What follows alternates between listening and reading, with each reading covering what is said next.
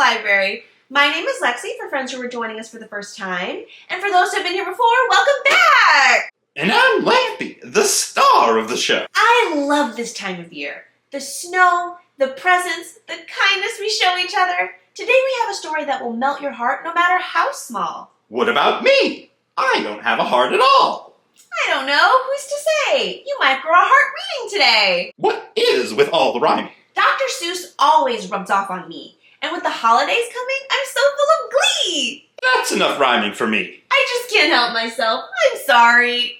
Before we begin, let's shed some light on the book's important information. The book is written by Dr. Seuss, who also drew the illustrations. It was published by Random House. It was written in the year 1957. Every Who down in Whoville liked Christmas a lot.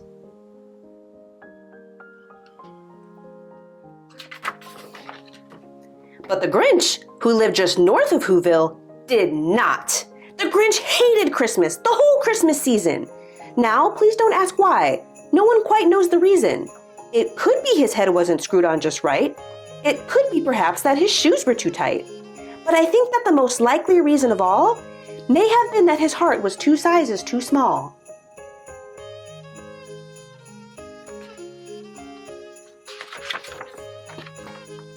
But whatever the reason, his heart or his shoes, he stood there on Christmas Eve, hating the Whos, staring down from his cave with a sour, Grinchy frown at the warm lighted windows below in their town. For he knew every Who down in Whoville beneath was busy now, hanging a mistletoe wreath. "And they're hanging their stockings," he snarled with a sneer. "Tomorrow is Christmas. It's practically here." Then he growled, with his Grinch fingers nervously drumming, "I must find a way to stop Christmas from coming." For tomorrow he knew.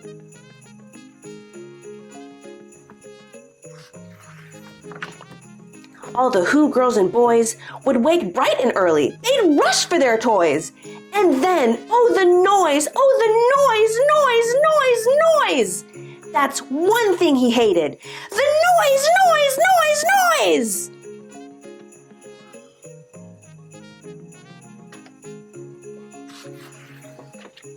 Then the Whos, young and old, would sit down to a feast. And they'd feast. They would feast on Who pudding and rare Who roast beast, which was something the Grinch couldn't stand in the least.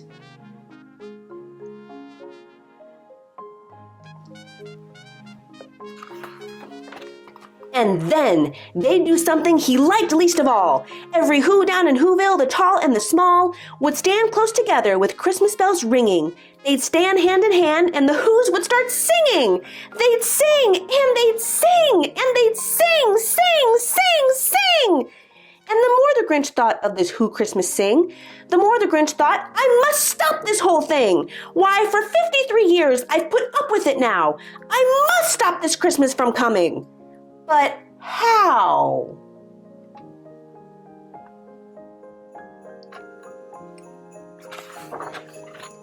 And then he got an idea.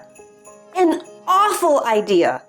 The Grinch got a wonderful, awful idea.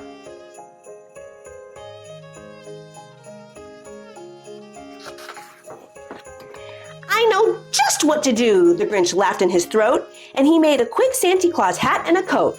And he chuckled and clucked, "What a great Grinchy trick! With this coat and this hat, I look just like Saint Nick. All I need is a reindeer." The Grinch looked around. But since reindeer are scarce, there was none to be found. Did that stop the old Grinch? No, the Grinch simply said. If I can't find a reindeer, I'll make one instead. So he called his dog Max, then he took some red thread, and he tied a big horn on the top of his head.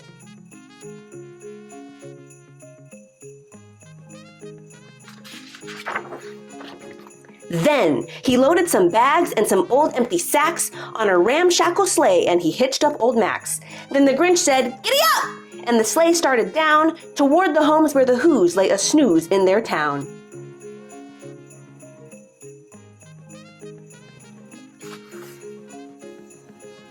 And their windows were dark, quiet snow filled the air.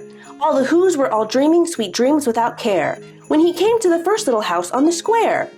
"This is stop number 1, the old Grinchy Claus hissed, and he climbed to the roof, empty bags in his fist.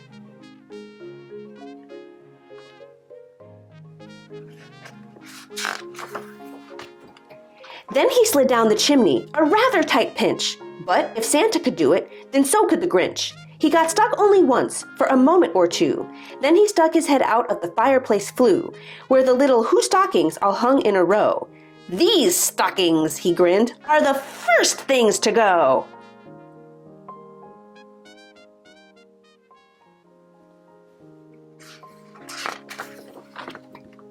Then he slithered and slunk with a smile most unpleasant around the whole room, and he took every present.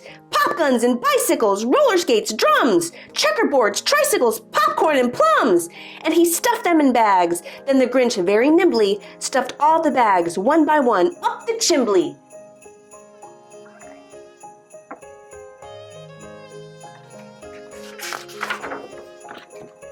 Then he slunk to the icebox. He took the Who's feast. He took the Who pudding. He took the roast beast.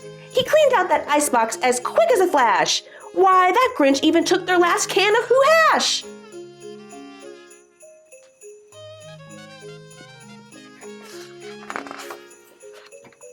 Then he stuffed all the food up the chimney with glee. "And now," grinned the Grinch, "I will stuff up the tree."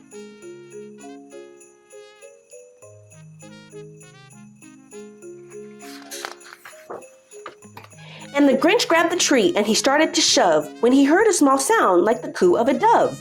He turned around fast and he saw a small Who, little Cindy Lou Who was not more than 2. The Grinch had been caught by this tiny Who daughter who'd got out of bed for a cup of cold water. She stared at the Grinch and said, "Santa Claus, why? Why are you taking our Christmas tree? Why?"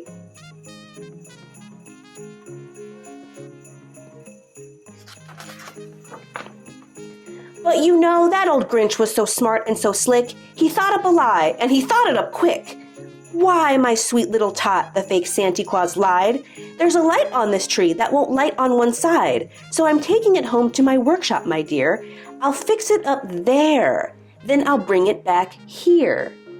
And his fib fooled the child. Then he patted her head, and he got her a drink, and he sent her to bed. And when Cindy Lou Who went to bed with her cup, he went to the chimney and stuffed the tree up.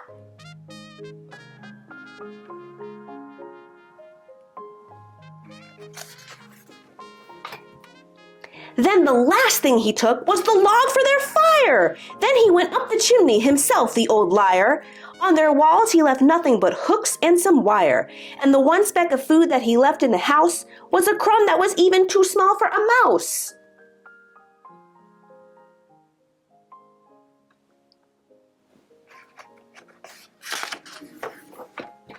Then he did the same thing to the other Who's houses, leaving crumbs much too small for the other Who's mouses.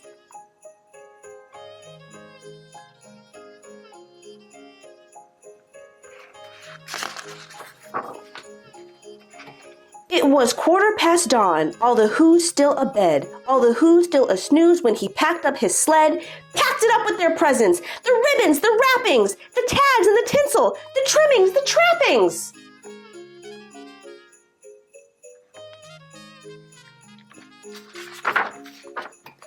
3,000 feet up the side of Mount Crumpet, he rode with his load to the tip-top to dump it. Pooh-pooh to the Who's, he was grinchishly humming. They're finding out now that no Christmas is coming. They're just waking up. I know just what they'll do. Their mouths will hang open a minute or two. Then the Who's down in Whoville will all cry boo-hoo!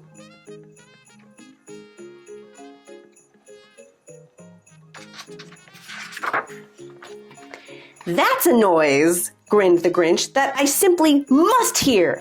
So he paused, and the Grinch put his hand to his ear, and he did hear a sound rising over the snow.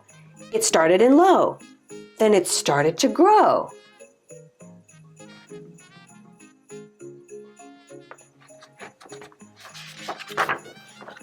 But the sound wasn't sad. Why, this sound sounded merry.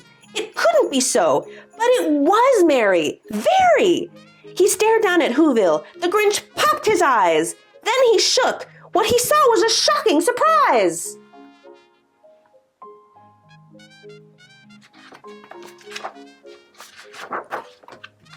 Every Who down in Whoville, the tall and the small, was singing without any presents at all. He hadn't stopped Christmas from coming. It came. Somehow or other, it came just the same.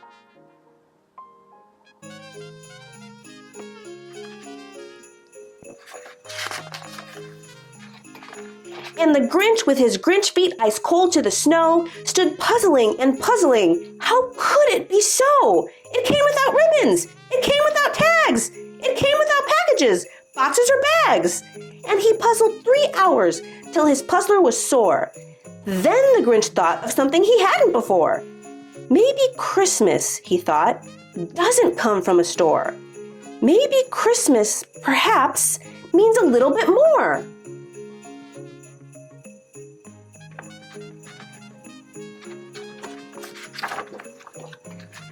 And what happened then?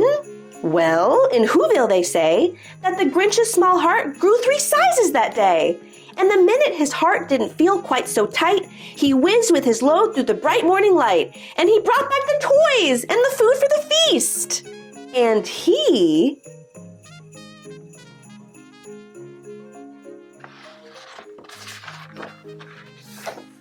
himself, the Grinch, carved the roast beast.